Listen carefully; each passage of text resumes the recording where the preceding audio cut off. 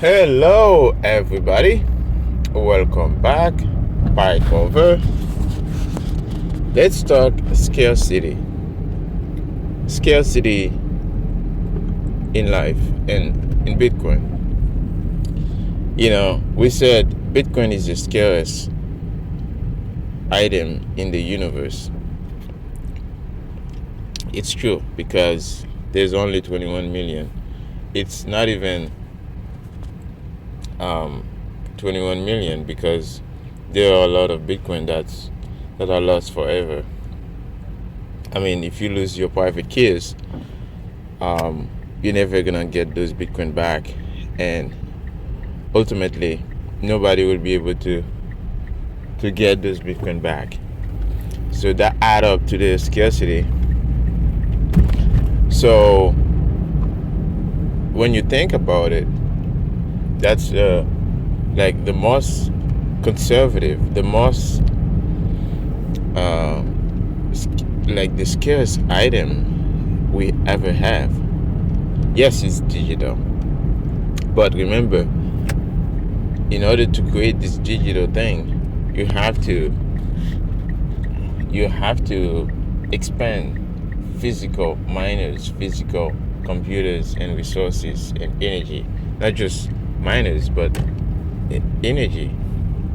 Like just to fire up like the smallest unit of a Bitcoin miner, you need power connection, right? S9 that generate like 14 terahash is like you need like 110, 120 power connection.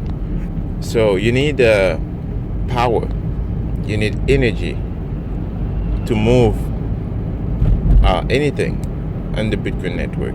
So this thing is energy. And every time I see the hash rate, the Bitcoin hash rate go up, that makes me smile a little bit, because what that's telling me, that's saying the Bitcoin network is getting stronger, it's getting more expensive to get a Bitcoin. So most people look at the hash rate, they don't understand that the hash rate is correlating to the price, but the price sometimes go down because you have all this manipulation in terms of like traders, like those traders, this Bitcoin futures ETF, right? Remember that we don't have a spot ETF in US. We have some spot ETF in other countries like Canada, Australia, and some other places. But mostly where the biggest pool of money is in the US, you have like futures ETF, which is a way to manipulate the price, right? So you have all this manipulation happening in the background, but the truth, which is the proof of work that's there in the mining, the energy that's being injected to the network is in the mining. So when you look at it, you're like, hey, this thing is getting more and more expensive. This thing is getting like harder and harder. It's not getting easier and easier to mine Bitcoin. No, it's getting harder because more and more people want this thing. It's all over the places. It's in Russia, it's in Iran, it's in like everywhere. People are mining this thing. So ultimately, what you want, if this is what you want, like China doesn't have to accept Bitcoin as long as people over there are mining it. Those are Chinese resources getting into Bitcoin. Same thing for Russia. So this is the point here. The point is we have a universal. Bitcoin is already universal. It's already global reserve in some way. I mean, you could say, oh, maybe 2% now, but 2%, it's not going to take long to get to 20%, to get to 50%, right? So that's the point. The point is it's young, and it's growing. So, and like I mean, when you look at this thing, you're like, hey, what hash rate is going higher and higher. The price is hovering at 20,000, but why would you care so much about the price if it's already manipulating? If you know they are manipulating the price, why would you worry about it? Get it at the lower price, no complaint, right? If you sit there and you're complaining about the price, right, so you're losing basically, because Bitcoin is time, and the time machine is getting louder and louder and stronger. So you want to have the strongest and the hardest thing, right? You don't want to have like a currency that's evaporating, right? So first of all, when you have a currency, it's not yours, it's from the country you buy it from. Like I went to Mexico and I had a bunch of Mexican pesos. I can only use it in Mexico.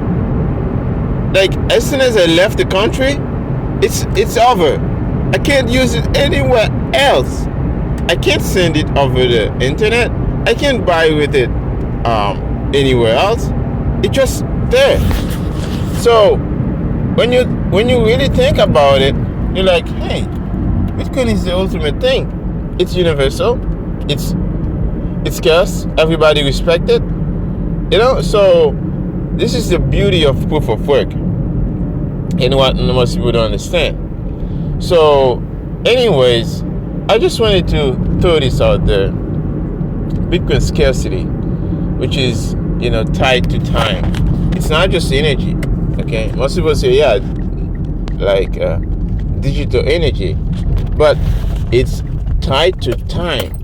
The scarce thing in the universe. When I go to my friend, I ask them, what's the most important thing to you? They said, my time. I said, okay, smart. See, you're smart. Your time is the most valuable thing, and it's true. You can never get back your time. So yeah, and that's why you need Bitcoin to hold your time energy, your life worth. So this is the point here, and I hope you guys get it.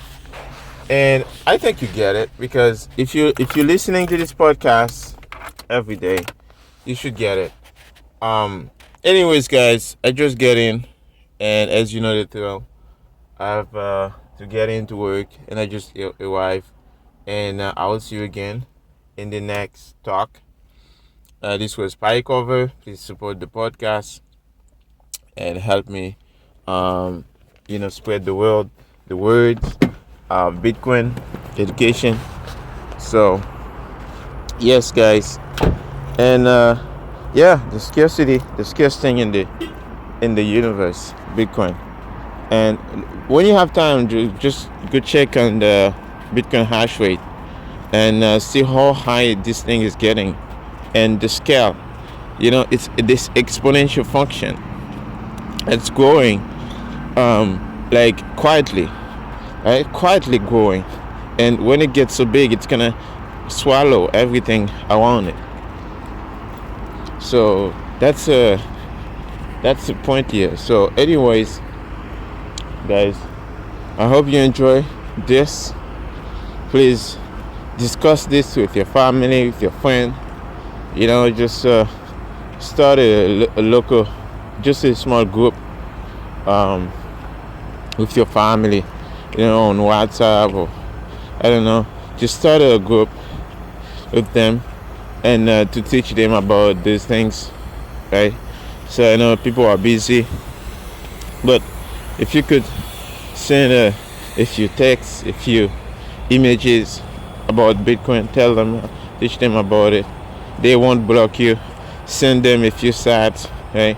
So spread the words, spread the love, and I'll see you guys in the next talk by cover.